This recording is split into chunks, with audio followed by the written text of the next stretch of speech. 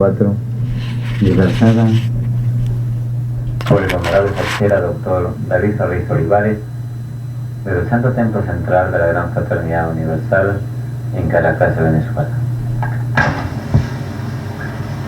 Paz. Miren, dígale a Miguel.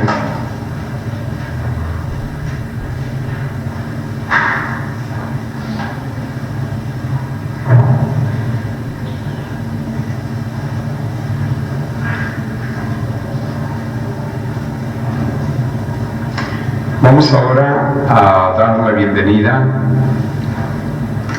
a nuestro querido hermano aceptado para Getúls, el hermano médico Wilfredo Cáceres, que ha venido a un llamado para recibir uno de los cargos del Consejo Supremo, de manera de que deseamos para él que esta experiencia, que esta oportunidad de pertenecer al Consejo Supremo y de estar en la casa sede en los últimos meses de la dirección de este discípulo del Cristo, representen para él un motivo fundamental y profundo para realizar en su existencia una trascendencia y ojalá una expansión de conciencia que le permita, al haber dado este paso, tener una proyección importante que cumplir. Así que lo recibimos en el Santo Templo Central y anhelamos que su estadía sea de luz y de realización.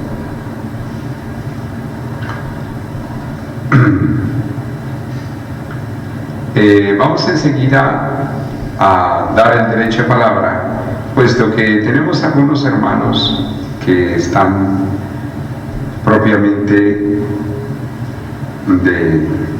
de llegada a la casa sede y resulta muy conveniente que hagan sus preguntas que ellos puedan tener de anterioridad. Así que vamos a ver si ahora nos hace otra pregunta la hermana Ornella, el hermano nuestro hermano José Miguel Ornella de Italia, José Miguel de México, también el hermano Wilfredo y la hermana Carmen de Caracas,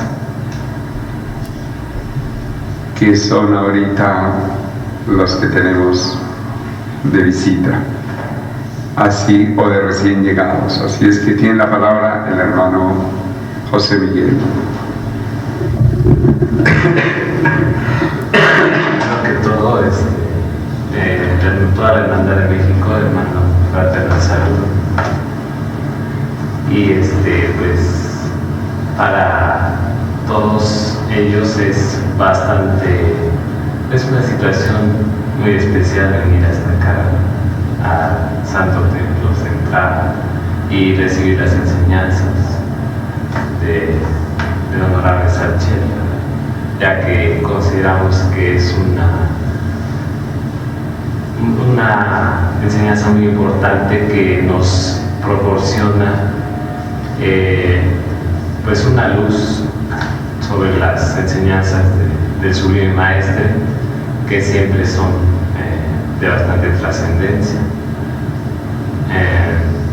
Por mi parte, pues estoy muy feliz de estar aquí y espero colaborar en lo que se pueda, en lo que se me asigne. Y sobre una pregunta que estamos estudiando allá y que surgió una duda, ¿verdad? Que es sobre que el Sublime Maestre viene a cerrar el ciclo humano actual. Entonces había algunos puntos de vista y me gustaría que usted tuviera algunas.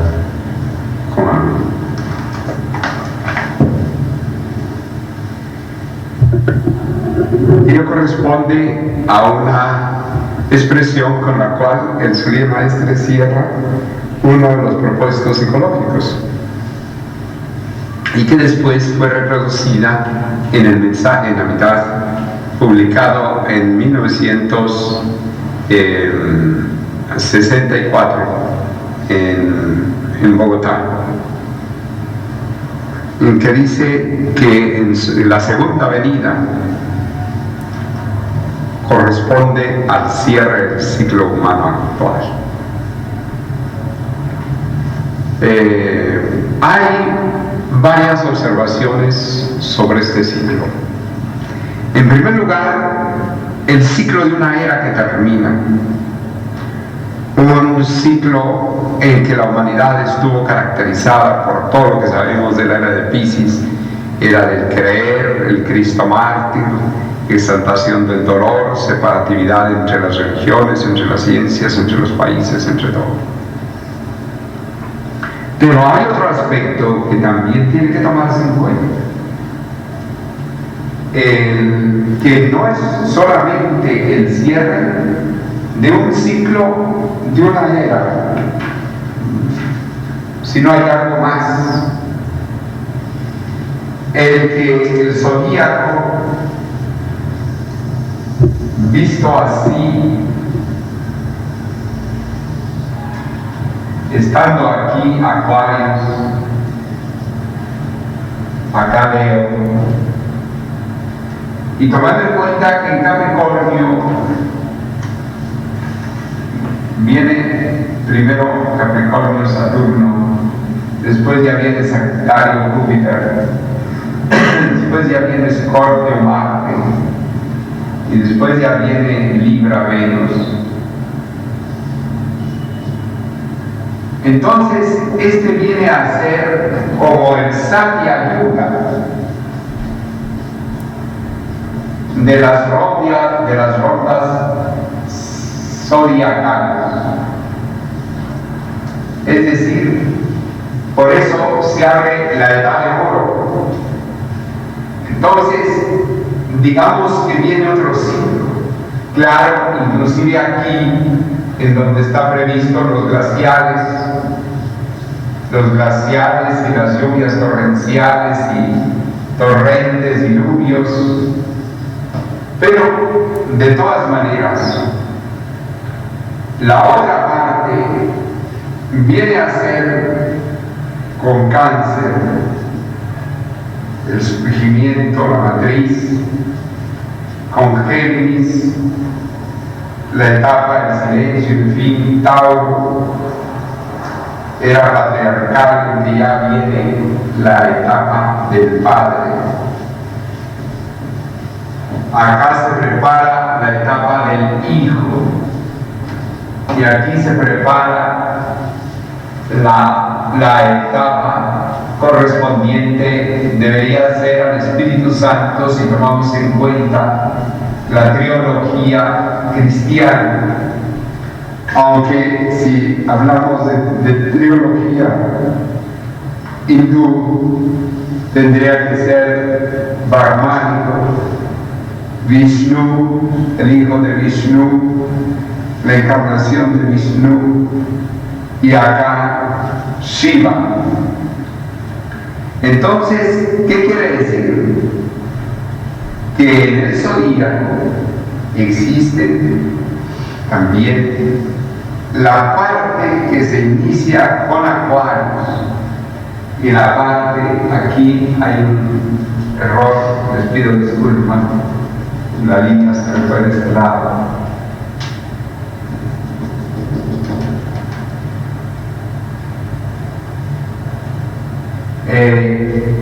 Lo que comienza con Acuarios y lo que comienza acá con Leo. Entonces, propiamente, el ciclo humano actual podemos entenderlo primero como en toda su dimensión de la precesión equinoccial, o sea, 6 eras que culminan con la de Piscis en el sentido de la parte del martillo, y termina ese ciclo y se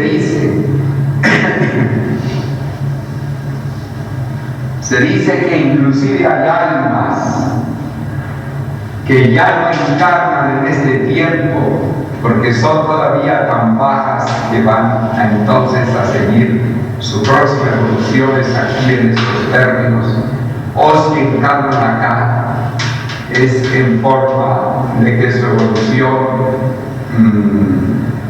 va a ser favorecida, pero que tendrán que vivir esplendores y otras experiencias en la época.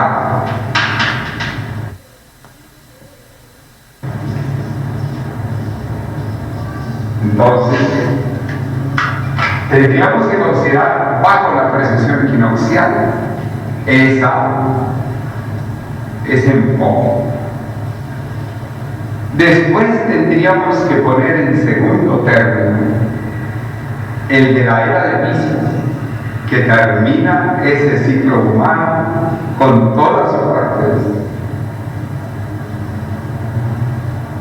Y finalmente, claro, el ciclo humano entendido en la contemporaneidad, o sea, del mundo contemporáneo, de esta etapa de los últimos siglos de Piscis, el 19 y la mitad del 20, con sus características de guerra, de violencia, de revoluciones, en esa forma destructivas,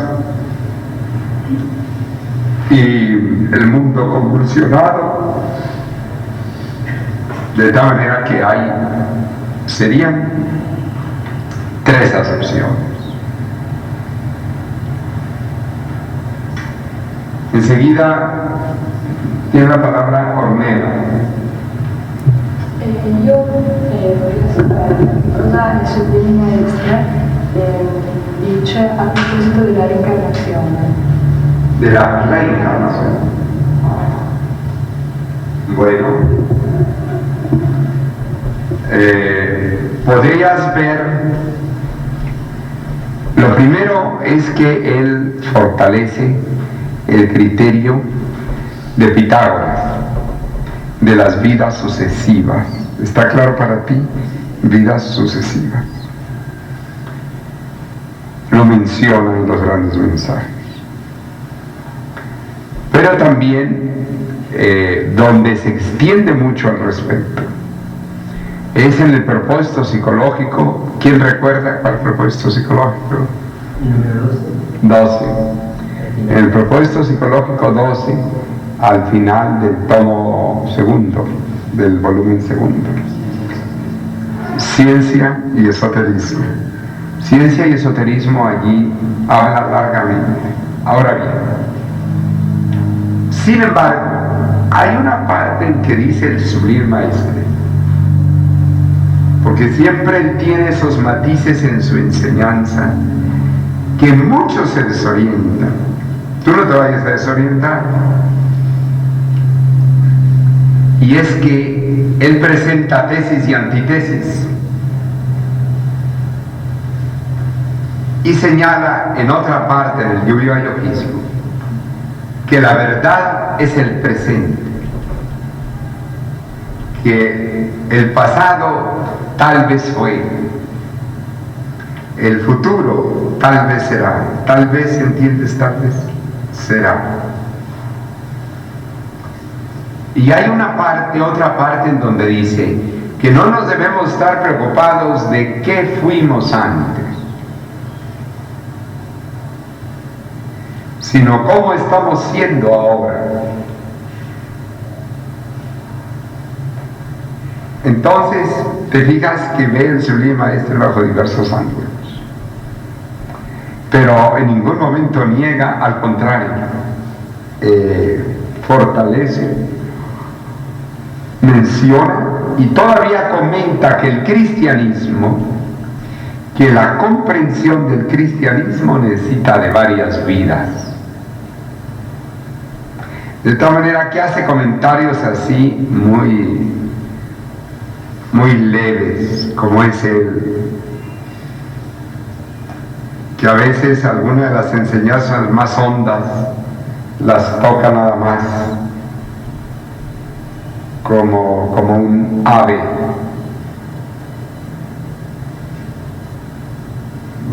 como un ave toca el mar.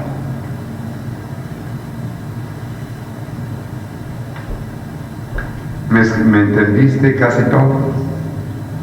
Bueno.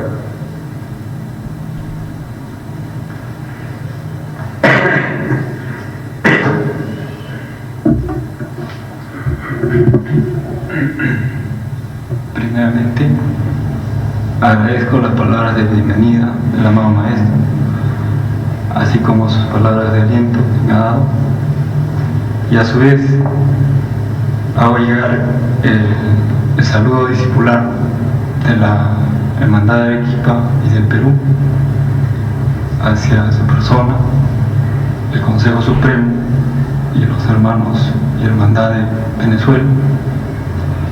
Nosotros en el Perú siempre estamos pendientes a las disposiciones de la Dirección General.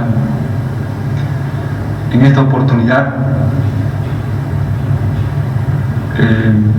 deseo hacer la pregunta alrededor de que el Sublime Maestre nos habla en las circulares de una administración fuerte y que dé vida a la misión.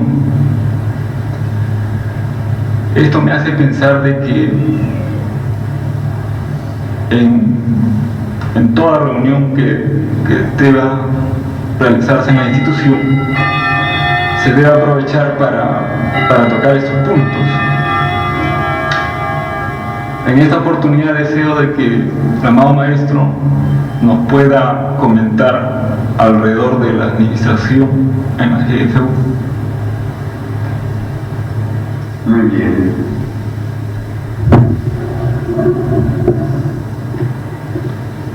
Yo quisiera, en primer lugar, indicar que la Gran Fraternidad Universal es una institución sui generis,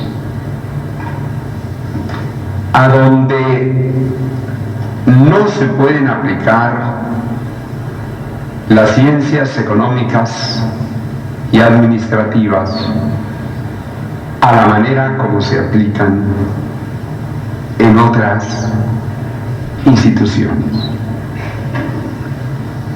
Primero,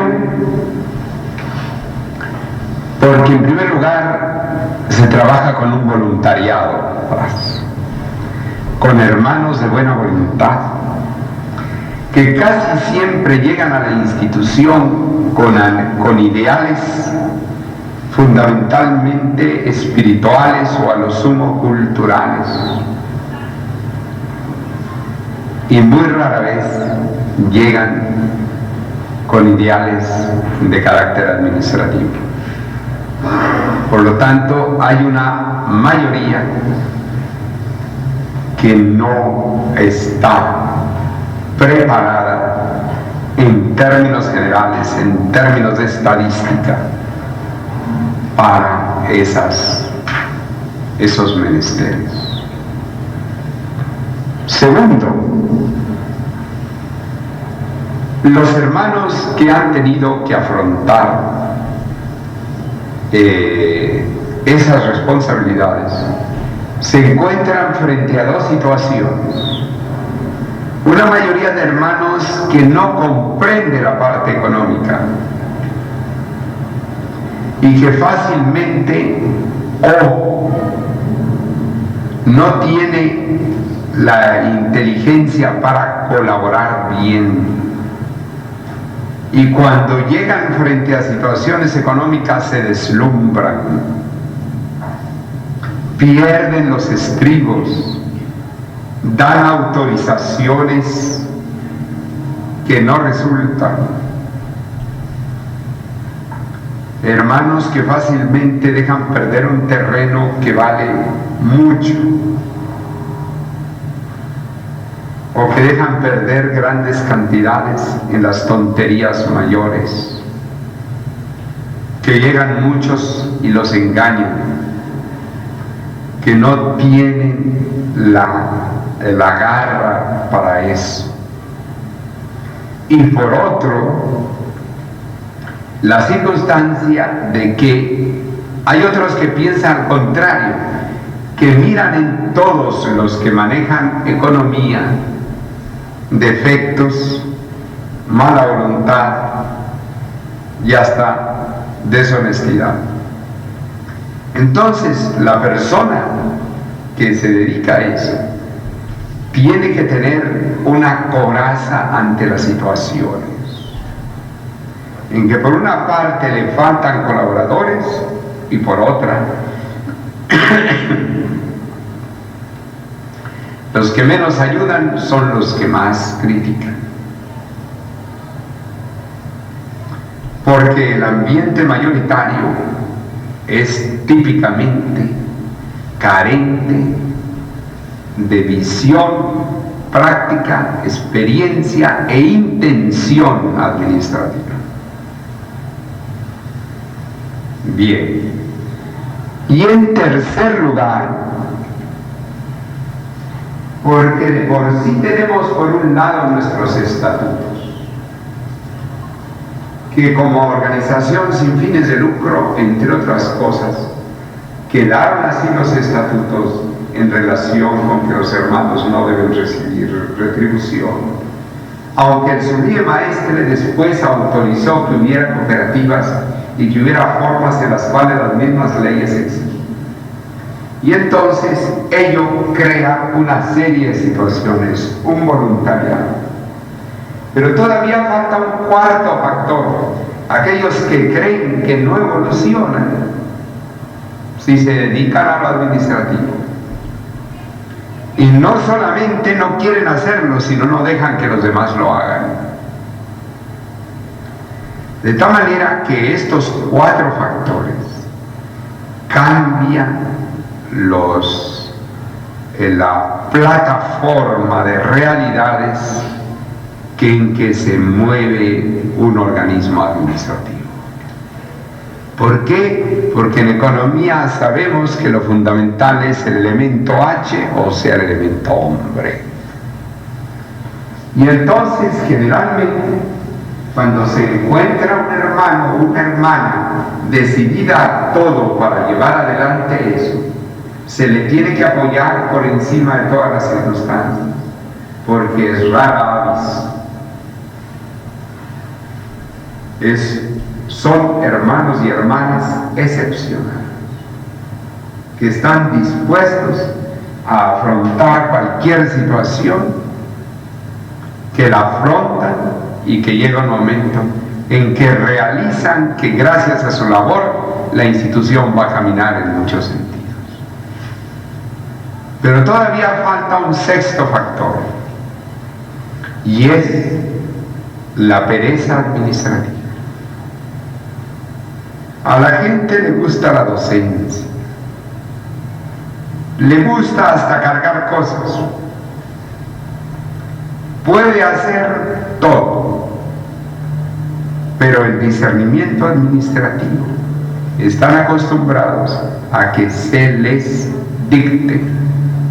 Usted va a hacer esto, usted va a contar aquello, usted va a llenar estos papeles, usted mañana va a hacer esto y va a hacer lo otro, como muchos de los empleados bancarios, por ejemplo, que en ciertos sectores o grupos del trabajo bancario son trabajos netamente rutinarios.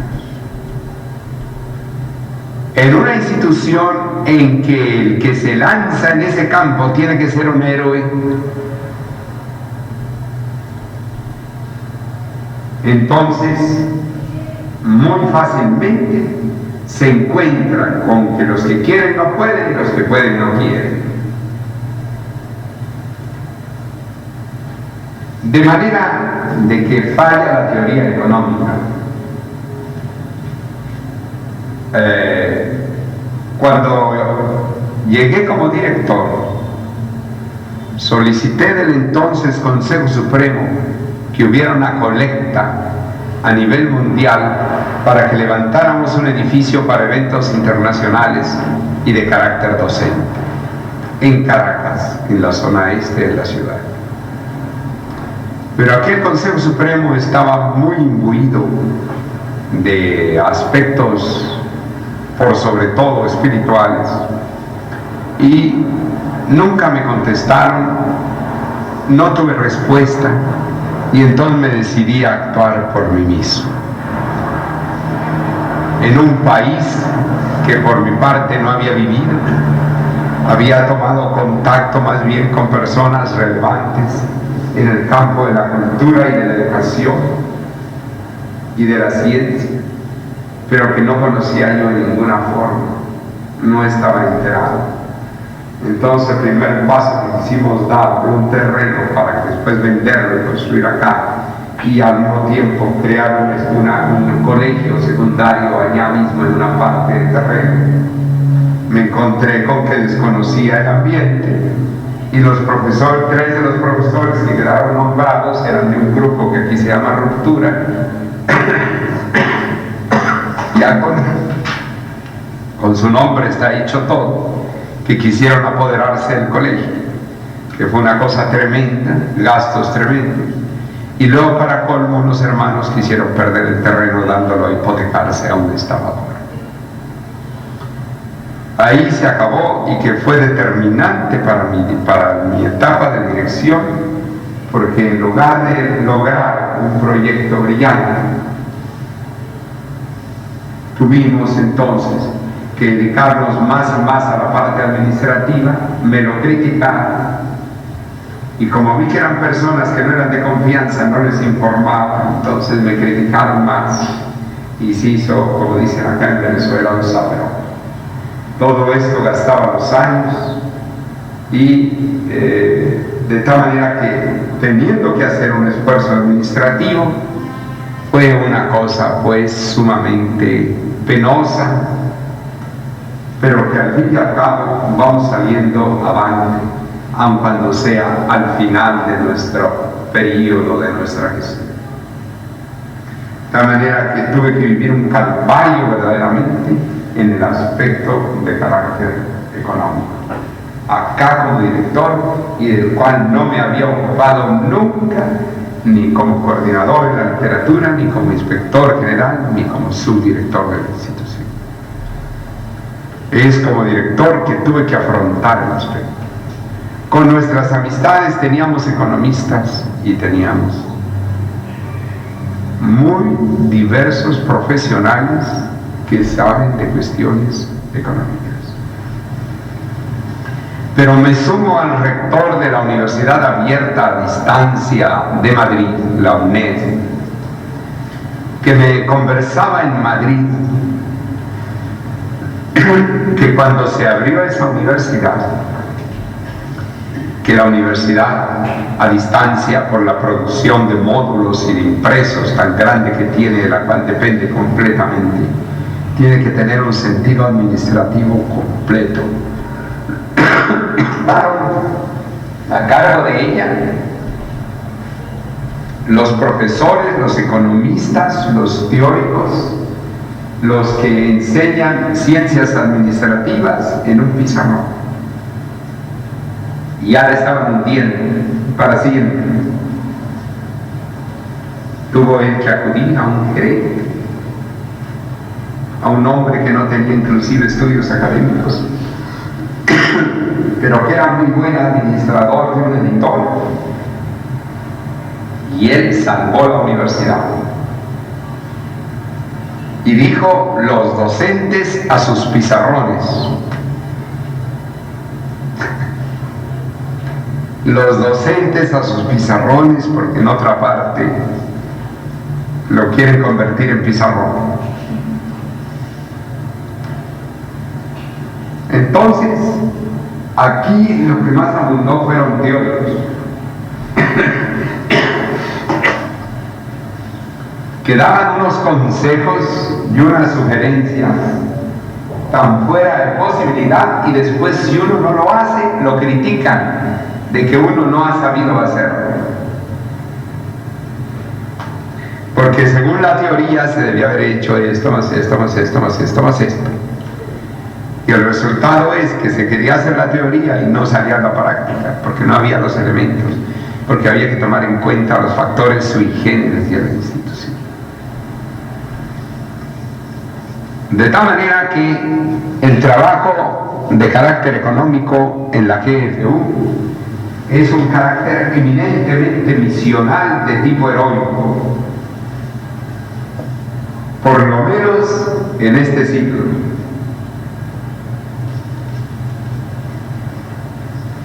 En el cual se necesita estar dispuesto a todo. Pero claro, una vez que he expresado eso, sí es conveniente tomar en consideración, por ejemplo, ahora en Inveciencias vamos a procurar formar un mini centro industrial para que pueda existir Inveciencias sin fines de lucro y que no dependa de las investigaciones rentables. Para hacer las investigaciones que necesita el bien del ser humano sin que sean rentables.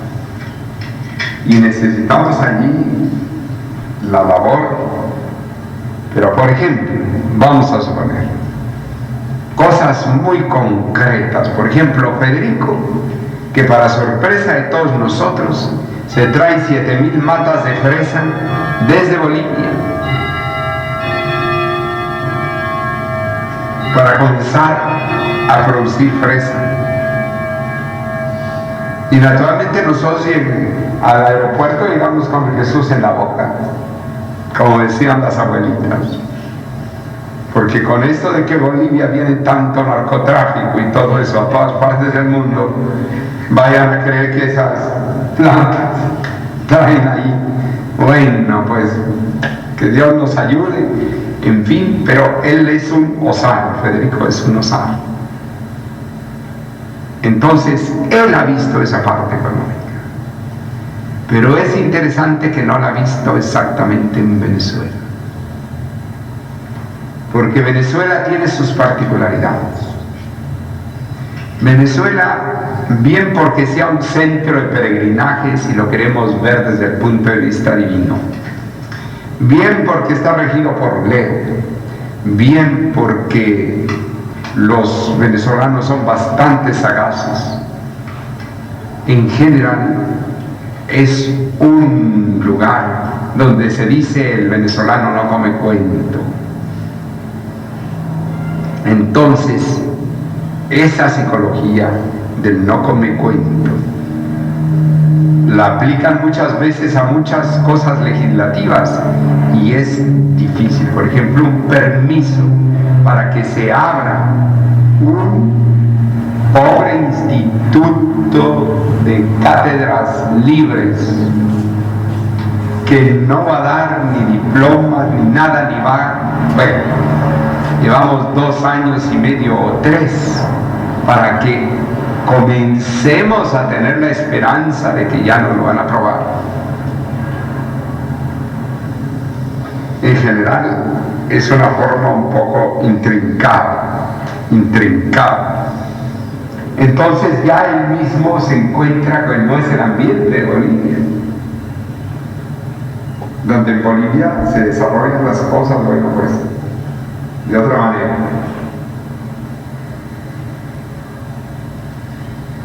Acá siente que se necesita mayor disposición, previsión. Bueno, entonces, ¿qué quiere decir? Que en ese centro industrial que tratamos de establecer en relación con Invisciencias, en apoyo de Invisciencias. Tenemos necesariamente que aplicar ahí teoría económica. Tenemos que, pero va a ser un lugar específico y que naturalmente va a estar un poco sujeto a todos esos factores de la GF, pero que en un momento dado tiene un gran justificante. Entonces sí vamos a tratar de llevarlo adelante, plantearlo. Pero en general, por ejemplo, en su tierra, en Perú, ahí, por ejemplo, existe una abogada que es la Getúlio Delia Delgado, y otros abogados más, que son así, para los estatutos universales. Entonces, ¿qué ocurre? Que tratan de no dejarse, que no haya ninguna flexibilidad. Y por ejemplo en Lima han tenido una serie de problemas por eso. ¿O qué ocurre? Que los grupos que están dispuestos a ayudar en la parte económica buscan inclusive obrar un poco fuera de la jefe. Y eso tiene también sus problemas, porque al fin y al cabo después no quieren integrarse totalmente, en fin, toda esa cosa. De manera de que no trato de desanimarlo, porque su pregunta revela que usted tiene esa preocupación y probablemente tiene esa facilidad, puesto que usted ha tenido muy buenas ideas en Arequipa. Pero sí, mientras conoce usted mejor el ambiente, mientras va asentando criterio, que nunca puede uno conocer un país. Si uno es una persona muy inteligente, la conoce ese país, quizás en 6 meses. Pero la inteligencia media y normal difícilmente puede conocer un país antes de un año. Porque no hay la convivencia, no hay la confianza, no hay las situaciones, no hay las circunstancias. Claro está que los turistas dicen, van una semana a un país y regresan con fotos, con la cámara norteamericana o alemana, y dicen, yo ya conocí tal. Sería mejor decir, yo ya visité tal cosa, que es diferente. Pero bueno, el mundo es así. Entonces, a reserva, pues, vamos a exponerle a usted lo poquito que vamos logrando en Invisciencias y lo que hemos preparado para ello y cómo vamos sustentándolo, y de tal manera que creo que allí es un campo en el cual usted pueda aplicar una proyección interesante y ojalá sea trascendental. Y sirve de que mientras tanto usted se va dando cuenta de diversos matices que existen. La parte propia de muchas circunstancias. Y entonces va usted tomando un sentido. Hay una parte que acá en Venezuela muchas personas no la entienden, como en cualquier país hay muchos que no entienden el país. Yo no sé para qué salen de su raíz. Y que es típico. Y además, a mí personalmente yo me encuentro muy feliz en Venezuela. Es un gran país y tiene cosas muy importantes, yo me encuentro a gusto, pero estoy en ese momento observando como un peregrino que estuviera en un balcón a un lado.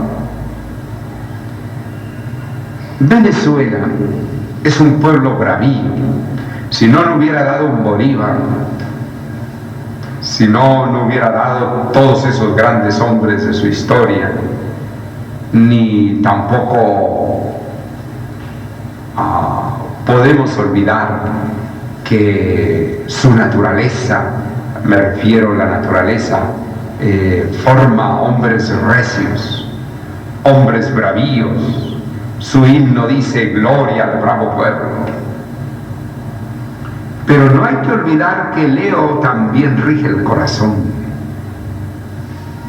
Y en el fondo, dentro de esa coraza, bravía, el corazón es bueno y es noble.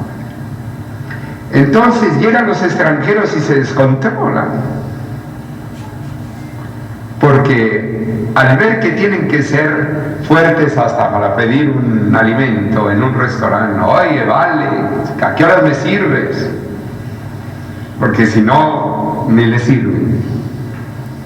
Y que llega la persona y pasa, y es fortísimo en algunas cosas, ¿no? Y entonces quieren, cuando no tienen esa formación, ser así. Y entonces, ¿qué ocurre? Que entonces lo hacen, pero sin corazón. Y se echan encima a toda la gente.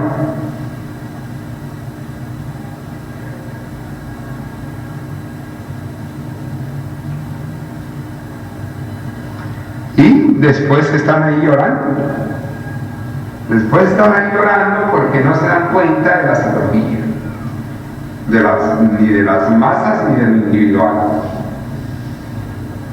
Y después están llorando porque piensan que por esa forma así de cierto impulso ellos van a tomarlo y lo toman así, y ¿qué ocurre? Que obran de una manera en que la gente se resiente porque no ven, no perciben eso que el extranjero no percibe inmediatamente, y que es que detrás de esa coraza hay un gran corazón. Fue lo que le pasó a Bolívar. Bolívar salió de Venezuela y se encontró con países extranjeros que no entendieron su forma bravía, directa, a los hechos, vamos. Y entonces les pareció que era muy mandón, que todo eso. Pero no veían la nobleza del alma con que él trataba de cubrir todo, y que en el fondo lo llevaba y lo movía.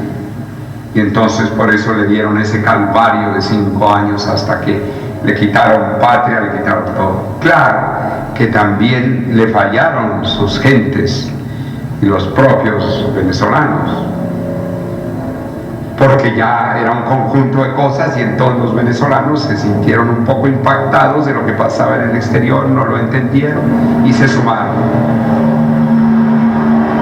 Bueno, toda una tragedia, la tragedia, el drama bolivariano. Entonces, tomando en cuenta esas características, es muy posible. Es como, por ejemplo, en México. Hay 3 países que son los 3 países bravíos de América Latina, que son Venezuela, México y Cuba.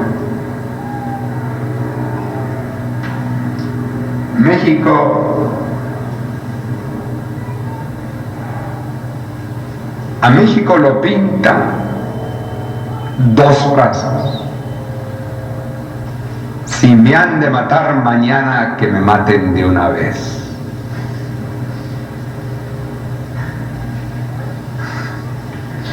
Y otra frase: mejor me quebran pero no me doblo.